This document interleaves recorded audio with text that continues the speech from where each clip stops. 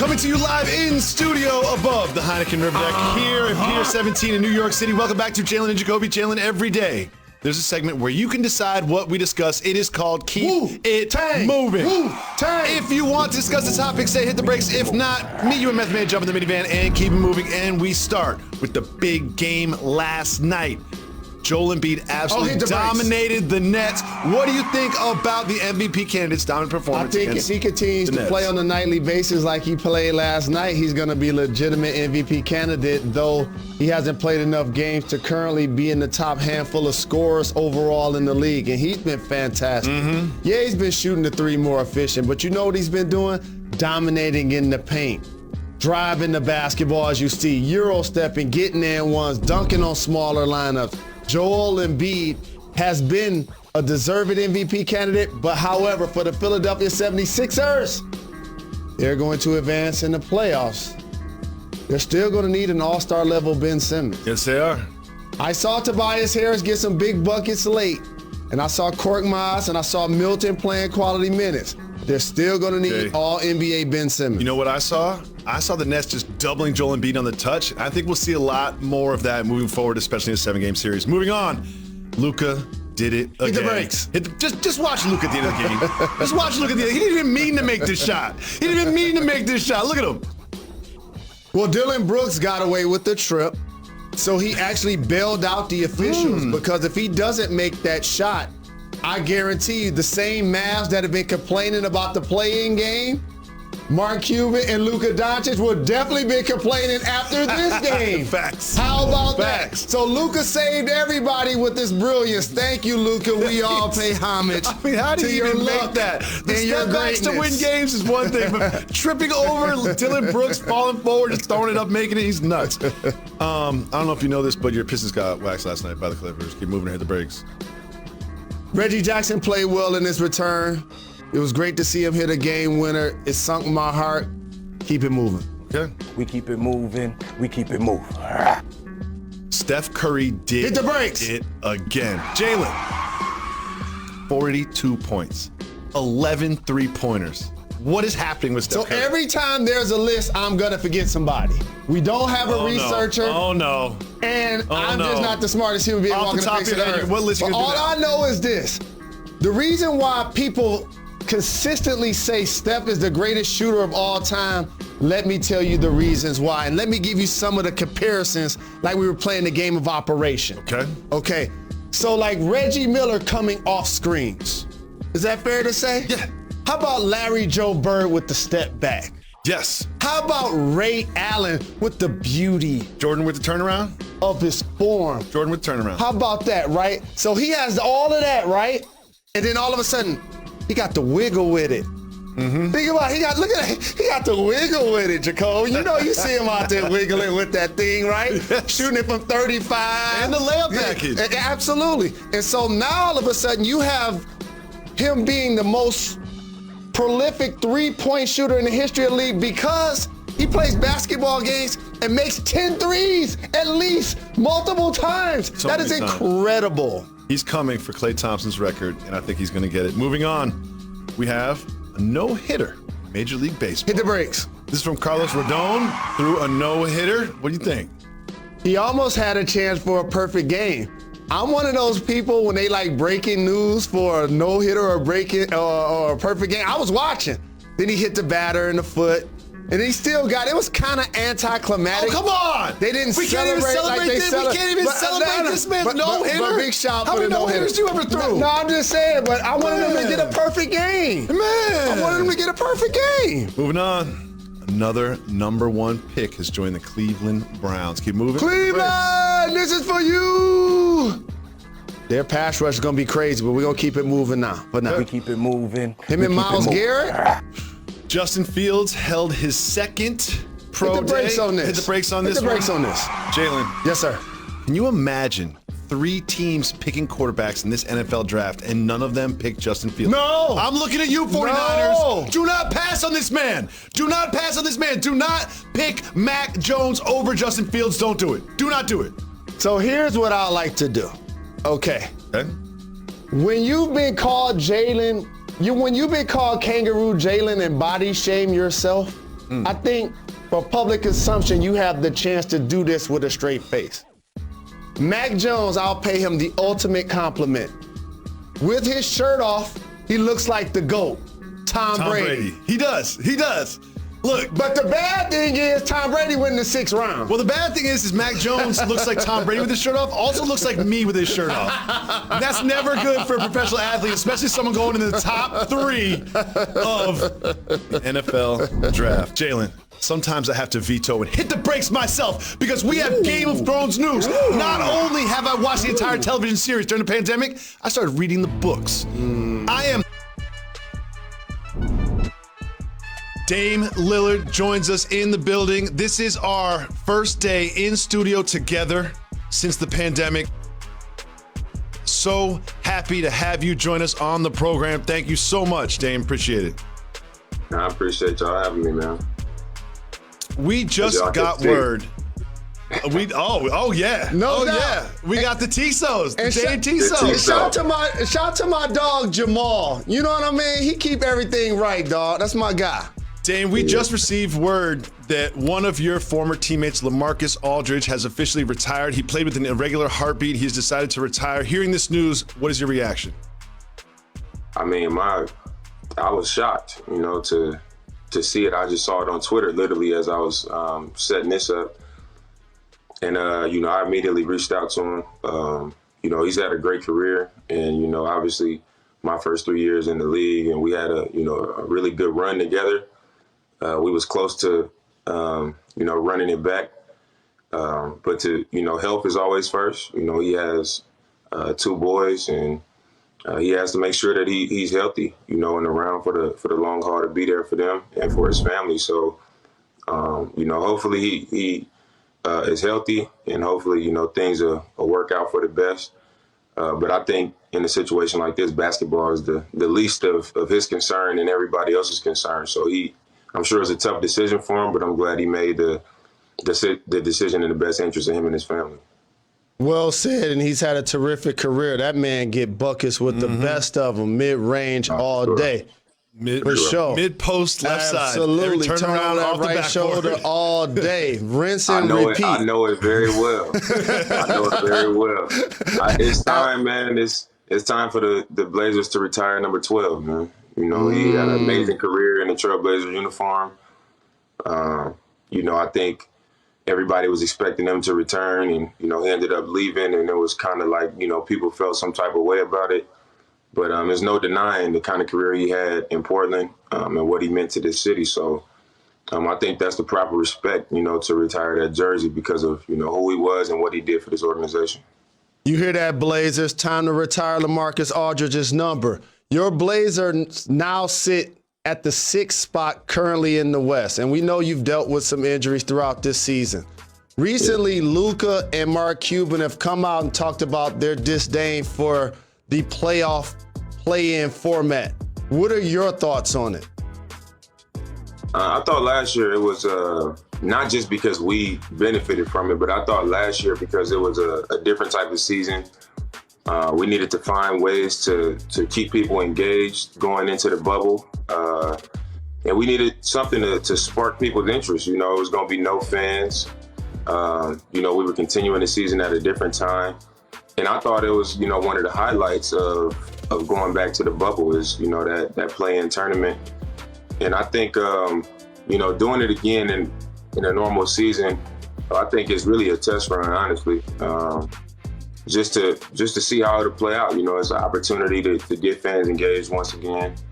It's something to be excited about that's a part of the playoffs, but it's also like before the playoffs. So I think it's a nice little wrinkle to throw in there. But if you are a team that fights hard for that 7 and 8, and then you got to go into a play involving 2 teams that just didn't make that top 8, I'll be irritated too. Like, we're a team that could possibly fall into that scenario again. Obviously you don't want to be one of those teams. You basically got to fight for a top 6 seed, or you basically playing from the outside. So I understand their frustration. We all saw Luka's buzzer beater last night. He's had a couple moments like that in his career, but there is no one with Jerry West on their chest that is more clutch and has more clutch basket than you. We all know what time means. We all know what Dame times means. So I have a two-part question. Number one, what does it feel like when you have the ball in your hands in those moments? And how did that create a partnership with Tiso? I mean, in those moments, I always tell people I don't really have any feelings. You know, I'm going into those situations prepared to succeed. You know, I always expect the shot to go in. I always expect to come through for my team. And I also know that I'm not just doing it on, you know, any false level of confidence. I really train myself for it, you know, in the summer, even throughout the season, you know, in our off days, the days that, you know, I go home after practice, I still go back to the gym. And even if it's just light stuff to keep my game sharp in the middle of the season, if I'm making some fadeaways, some step backs, some deep threes, 50 to 100 free throws, ball handling, just things to keep my game sharp. I think I've figured out how to keep myself sharp and prepare myself to succeed in those situations. And when I don't succeed, like our last game against Boston, we was down 1. I miss a step back jumper. Jason Tatum hit a 3. We go down 4 with no timeouts. And, you know, it just didn't work out. But it happens that way. But when I'm in those moments, I'm prepared to succeed. And I think that's why more times than not, I come out on top. And you know, it's the tap in the wrist. You know, the whole Dame time thing is what brought the partnership with Tiso. And they've done a great job in, you know, honoring sport and playing a major role in basketball and the commitment to basketball. So the fact that it's stylish, it's an affordable watch. And a lot of my partnerships, you know, it has to be in line with who I am and the things that I value. And it's the reason why my shoe with Adidas is at a certain price point. And, you know, this being an affordable watch, a stylish watch, and something that, you know, I would genuinely wear, you know, something that I would wear with, you know, my outfits and, you know, wear casually. It made perfect sense. And, you know, it was time. You know, the fact that I've been tapping my wrist for 7 years when I hit a big shot, and people have been asking me about when you gonna do a watch deal and stuff like that. You know, we just had to find the right partner and we had to bring it to life. So I'm excited to bring it to life. Dame, you've been a terror, like Biggie said, since the public school era. But when people start talking about the MVP candidacy, I have to stand on top of the table and interject your name. Why do you feel you're overlooked constantly in that conversation? Honestly, man, I think because it just doesn't, I don't think it really fits. You know what I'm saying? I don't play in a big market, and I know everybody says that, but I think that's part of it. I don't play in a big market. I'm not a loud person. You know, I don't go out there and I don't celebrate after everything that I do. You know, I don't make crazy statements. And people get bored with consistency. You know, I think every year is like, if you look at my career, every year I find something to get better at. I find a way to make my team win, and I don't make a big uproar about it. You know, I don't do nothing crazy to draw attention to myself. I just get the job done. And I think this year with so many injuries and people missing games, and when you consider the circumstances of each guy in the race, what each guy's team has had to deal with, I feel like I'm right there at the top. You know, I feel like I'm really in the mix for it. And when you consider how people are defended, you know, I watch a lot of NBA games. I watch a lot of NBA games, and I just feel like the people who would, you know, have a vote for MVP or talk about who's the MVP and who's not, you know, I don't feel like everybody really watched these games, because if they did, they would see how I'm being face guarded full court and double teamed near half court and trapped and things like that, to where some games I can't even get shot attempts up. You know what I'm saying? So it's looking like, oh, he had 15 points or 14 points, but I was 4 for 10 because I literally can't find a look at the rim. So I think when you consider all those things, you know, what does an MVP look like? You know what I'm saying? Like, what are you making the case off of? Because a lot of people, like I said, are just not being defended the way I'm being defended. Mm-hmm. And I think I have a stronger case this year than I ever have, and I think I'm deserving of it. You know, that's just the truth. Facts. And the injuries that your team has dealt with and where you are has truly been remarkable, and you've really put this team on your back and carried them through those injuries. It's so good to see you guys close to being fully healthy. So I always listen to the OGs, and Dr. J, Julius Erving, came out and said that the Nets are trying to buy a championship. What do you feel about that sentiment? I didn't see him say that. But, I mean, I think that's just the era that we in.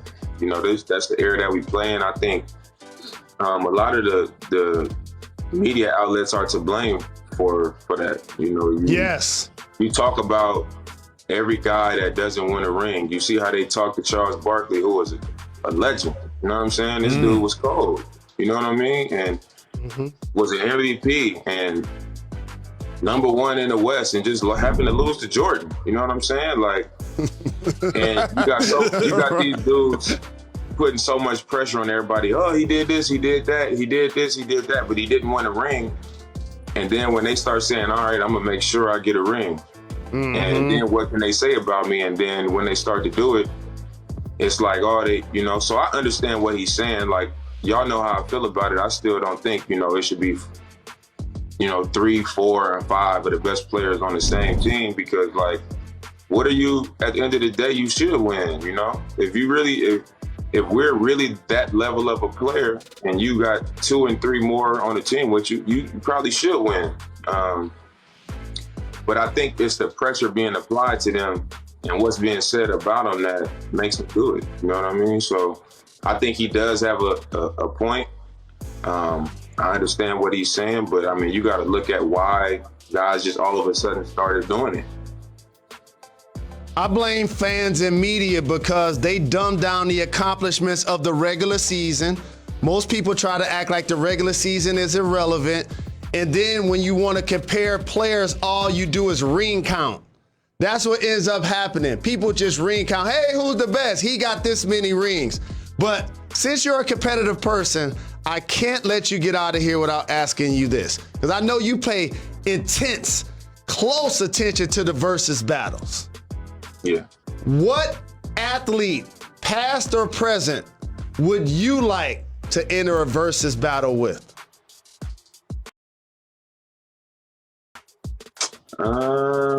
What athlete, past or present?